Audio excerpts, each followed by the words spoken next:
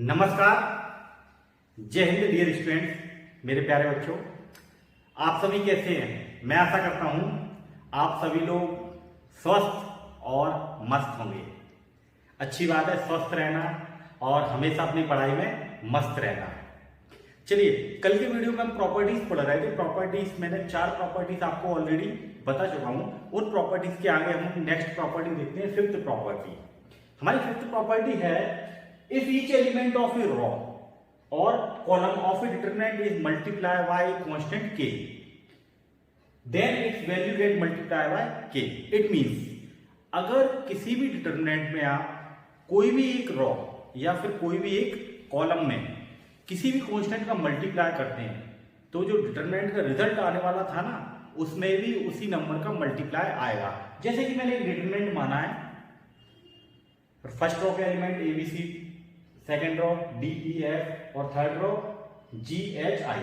अगर इस डिटरमिनेंट की मैं सेकेंड रो में के का मल्टीप्लाई करता हूं तो इसका जो भी आंसर आने वाला था वो मल्टीप्लाई बाय के आएगा। Means value gate multiply by के। मींस अगर फॉर एग्जांपल मान लेते हैं ऐसा हम कि इसका टोटली सॉल्व करने पे आंसर, अगर यहाँ पे नंबर्स होते, यहाँ पे अगर A B C D E F G H I की जगह क्या होते, नंबर्स होते, और इसका आंसर आ रहा है 8 और मल्टीप्लाई कर रहे हैं सेकंड रो में 2 का, तो टोटल आंसर कितना आता है इसका? फिर 16 आंसर आता। आई होप ये बात समझ में आ रही है। किसी भी एक रो या फिर किसी भी एक कॉलम में हम अगर किसी भी कांस्टेंट का मल्टीप्लाई करते हैं तो जो आंसर है उसमें भी उसी कांस्टेंट के मल्टीपल में आंसर आएगा। ठीक है, अब यहां से 2 कंसेप्ट, वेरी इंपॉर्टेंट कंसेप्ट निकल के आते हैं।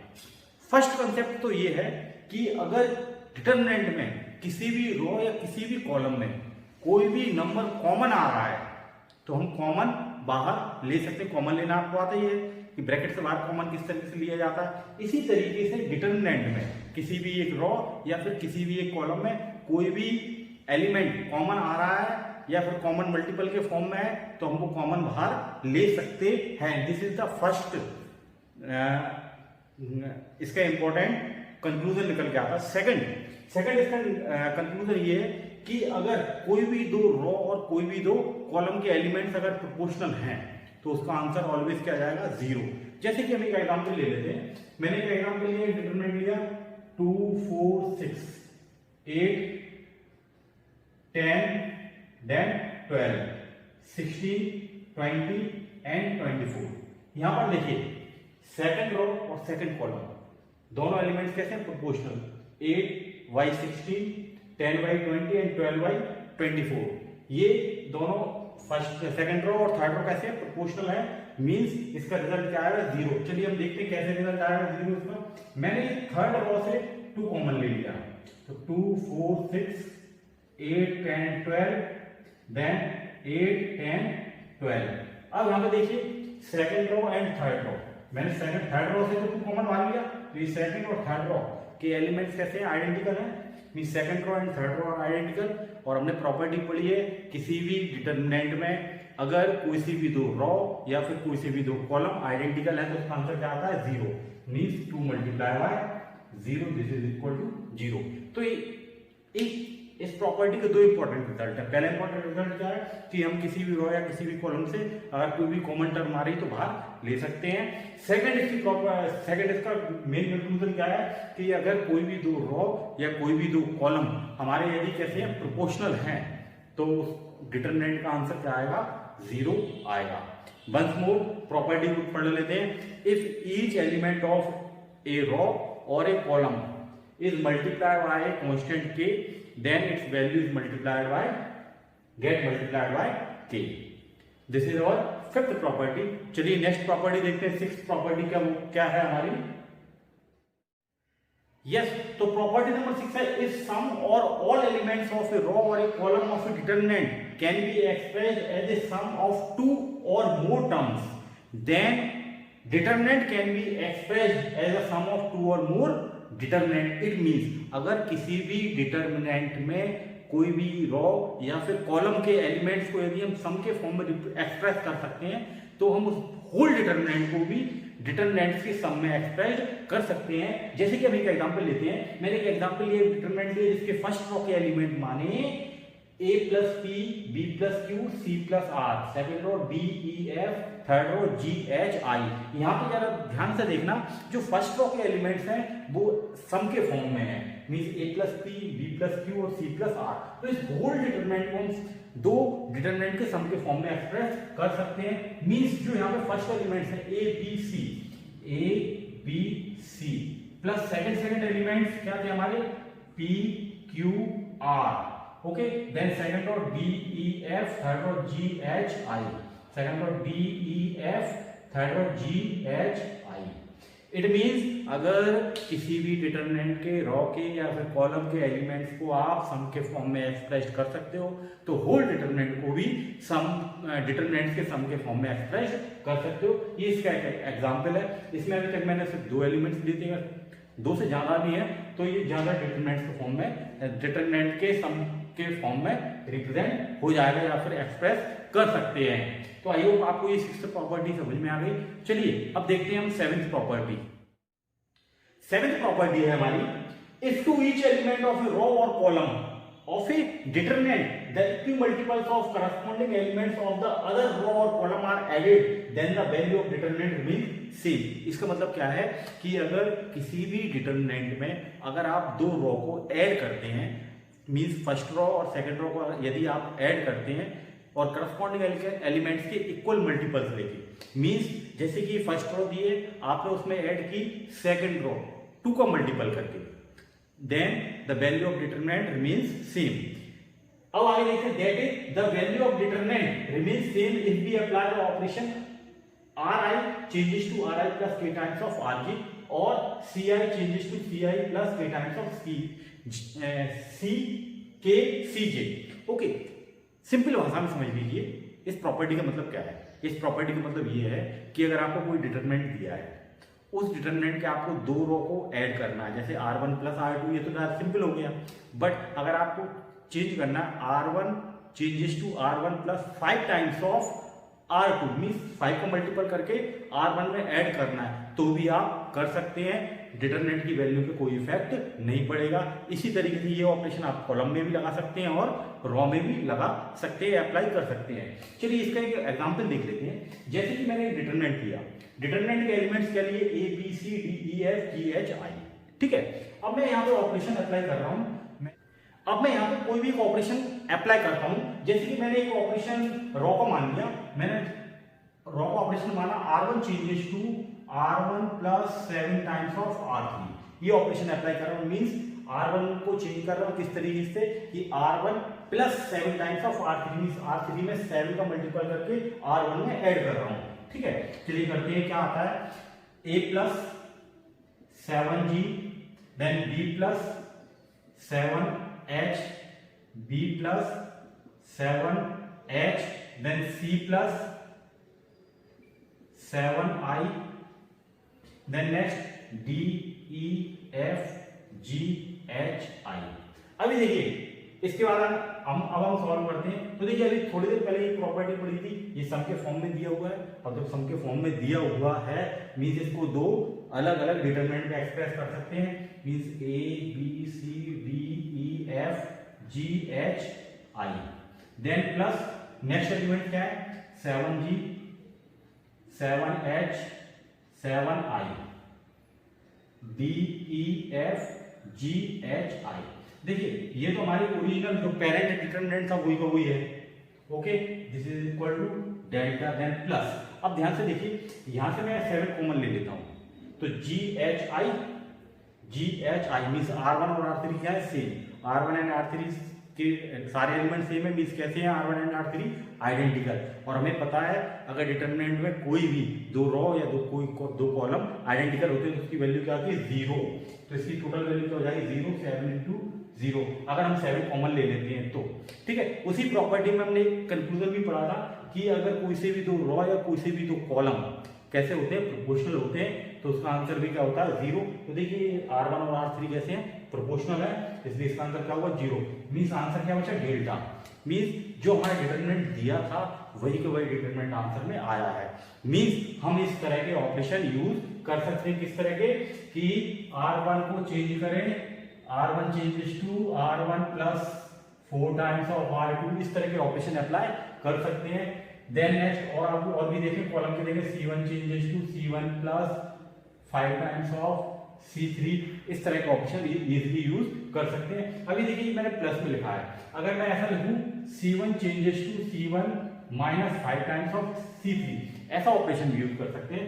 बट इसको लिखने का तरीका क्या होगा, C1 changes to C1 plus minus 5 times of C3, ऐसा नॉर्मली हम नहीं लिखेंगे, हम डायरेक्टली इस तरीके से लिखेंगे। आई होप ये बाकी की बची हुई 3 प्रॉपर्टीज भी आपको समझ में आ गई होंगी। अब एक बहुत इंपॉर्टेंट बात, एक्चुअली जब आप एनसीईआरटी की टेक्स्ट बुक देखेंगे तो आपको वहां पे मिलेंगी 6 प्रॉपर्टीज, ठीक है। एक प्रॉपर्टी जो एक्स्ट्रा मैंने अभी आपको बताई है, उसमें ये बताया था, 4th या 3rd प्रॉपर्टी थी, उसमें बताया था किसी भी डिटरमिनेंट में एक रॉ या फिर किसी भी एक कॉलम के सारे एलिमेंट्स अगर 0 हो, मींस वैल्यू ऑफ डिटरमिनेंट क्या होती है, 0 होती है। ये प्रॉपर्टी बताई थी, ठीक है। ये प्रॉपर्टी रिमार्क में या फिर कहीं कंक्लूजन में मिलेगी आपको, बट ओरिजिनली 6 प्रॉपर्टीज है, तो एक प्रॉपर्टी मैंने आपको एक्स्ट्रा बताई हुई है वहां पे।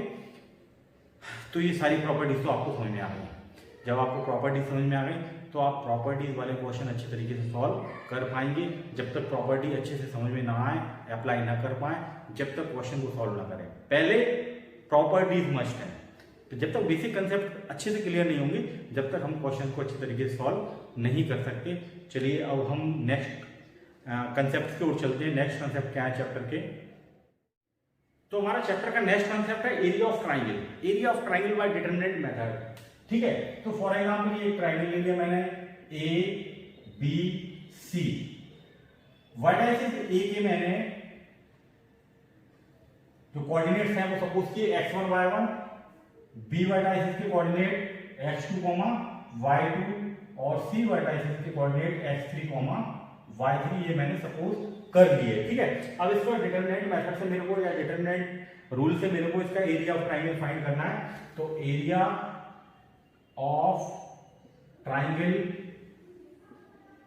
ABC is equal to 1/2 determinant x1 y1 x2 y2 x3 y3 1 1 1, ठीक है। तो area of triangle by determinant किस तरीके से फाइंड किया जाता है, ये फॉर्मूला है एरिया ऑफ ट्राइंगल फाइंड करने का। 1/2 डिटरमिनेंट, फर्स्ट रो के एलिमेंट हो जाएंगे x1 y1 1, सेकंड रो के element x2 y2 1, third row के एलिमेंट x3 y3 1।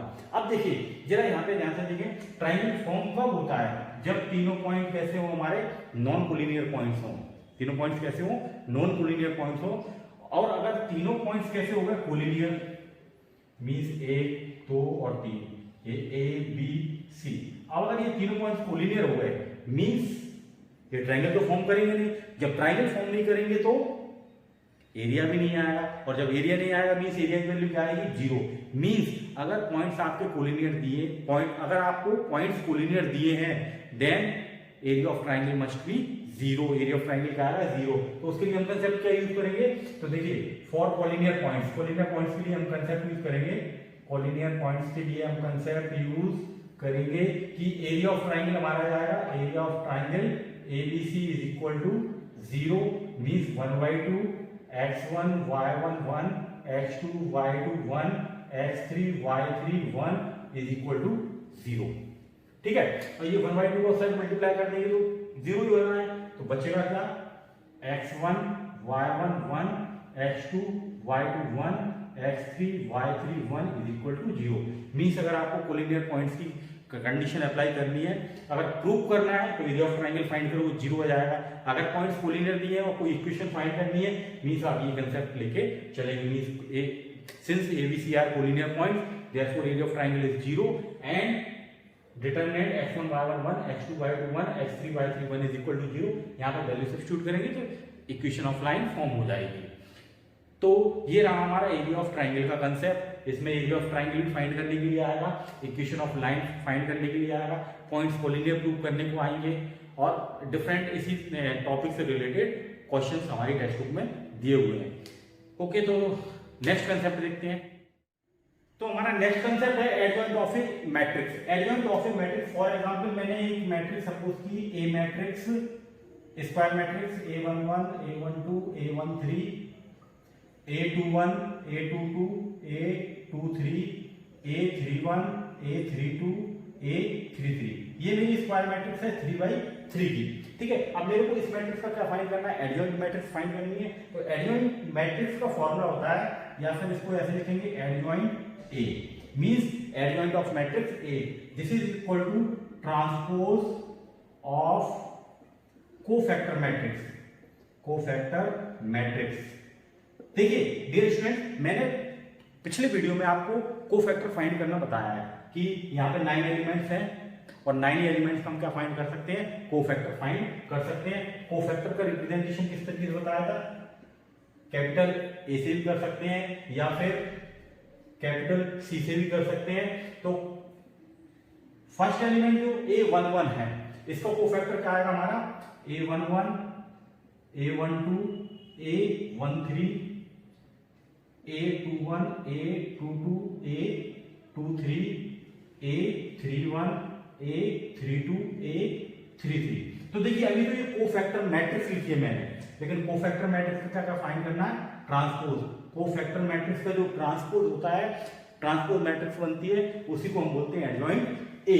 तो अभी तो ये जो एलिमेंट्स लिखे ये सारे क्या है हमारे कोफैक्टर्स, रिस्पेक्टिव प्लेसेस पर लिखे, लेकिन इसका जो ट्रांसपोज आएगा वो क्या आएगा हमारा, ट्रांसपोज में क्या करते हैं, रॉ और कॉलम को चेंज कर देते हैं, मींस रॉ को कॉलम में या फिर कॉलम को रॉ में, means A11, A12, A13, A21, A22, A23, A31, A32, A33। ये हमारा क्या हो गया, एडजॉइंट ऑफ मैट्रिक्स ए।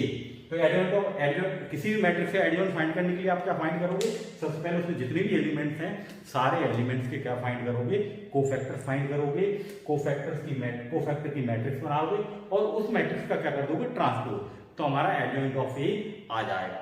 अब देखिए एडजॉइंट ऑफ ए मींस किसी भी मैट्रिक्स के एडजॉइंट से रिलेटेड एक हमारी थ्योरम है, उस थ्योरम का जो रिजल्ट है डायरेक्टली हम रिजल्ट देख लेते हैं। रिजल्ट क्या है, adjoint A into matrix A, this is equal to A matrix into adjoint A, this is equal to determinant A I.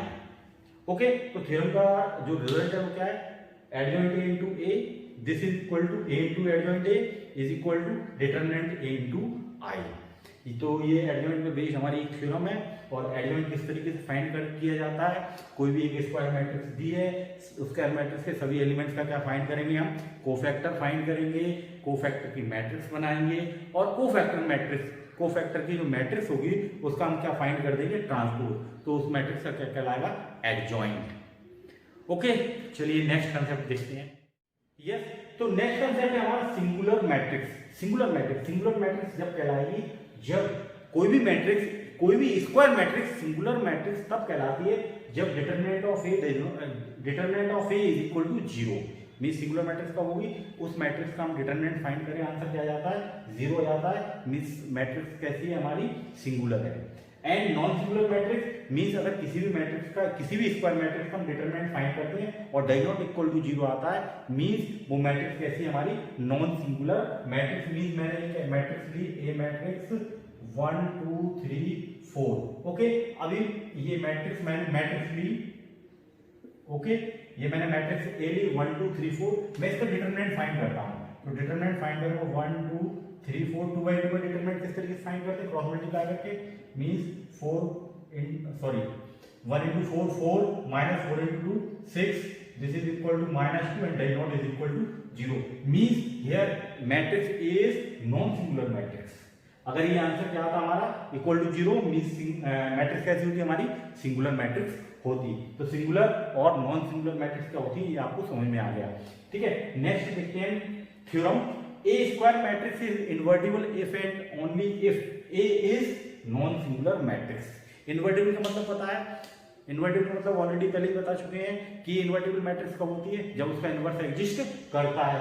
Means किसी भी स्क्वायर मैट्रिक्स का इन्वर्स कब एग्जिस्ट करेगा, जब वो नॉन सिंगुलर होगी। Means determinant of A does not is equal to 0। तो a square matrix is invertible if and only if A is a non singular matrix. Non singular matrix means determinant of A does not is equal to 0। ठीक है, तो A inverse find करने के लिए formula क्या होता है हमारा, adjoint A upon determinant A. तो देखिए डिटरमिनेंट ए अगर 0 आ गया तो इसका इनवर्स तो एग्जिस्ट करेगा ही नहीं, क्योंकि अपॉन में 0 मींस नॉट डिफाइंड। ठीक है, तो किसी भी स्क्वायर मैट्रिक्स का इनवर्स फाइंड करने के लिए कंपल्सरी कंडीशन क्या है कि मैट्रिक्स कैसी होनी चाहिए, नॉन सिंगुलर, मींस उसके डिटरमिनेंट की वैल्यू 0 ना हो। अगर 0 है मींस उसका इनवर्स एग्जिस्ट नहीं करता, उस मैट्रिक्स का इनवर्स एग्जिस्ट नहीं करता। अभी ये जो टॉपिक चल रहा है हमारा, इस टॉपिक में दोनों कॉम्बिनेशन दिया है, मैट्रिक्स और डिटरमिनेंट। मैट्रिक्स भी कौन सी होगी, स्क्वायर मैट्रिक्स, क्योंकि स्क्वायर मैट्रिक्स से ही हम डिटरमिनेंट बना सकते हैं, बाकी हम सोचें कि रेक्टेंगुलर और अदर जो मैट्रिसेस हैं उनसे नहीं। ठीक है, कौन सी मैट्रिक्स यूज होगी, स्क्वायर मैट्रिक्स। तो एक बार रिवाइज कर लेते हैं। सिंगुलर मैट्रिक्स क्या है, जिसकी डिटरमिनेंट की वैल्यू 0 आए। नॉन सिंगुलर मैट्रिक्स क्या है, जिसकी डिटरमिनेंट की वैल्यू 0 ना आए।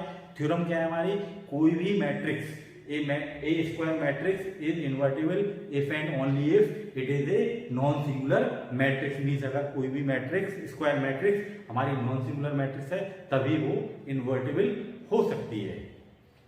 ओके, तो आई होप ये आपको समझ में आ गया। बाकी के अब इसमें एप्लीकेशंस हैं, तो एप्लीकेशंस के लिए हम अलग से पढ़ेंगे। तो चैप्टर 4 के जितने भी कंसेप्ट थे कल के वीडियो में और आज के वीडियो में मैंने सारे इंक्लूड कर लिए। आप अच्छे से पढ़िए और देखिए।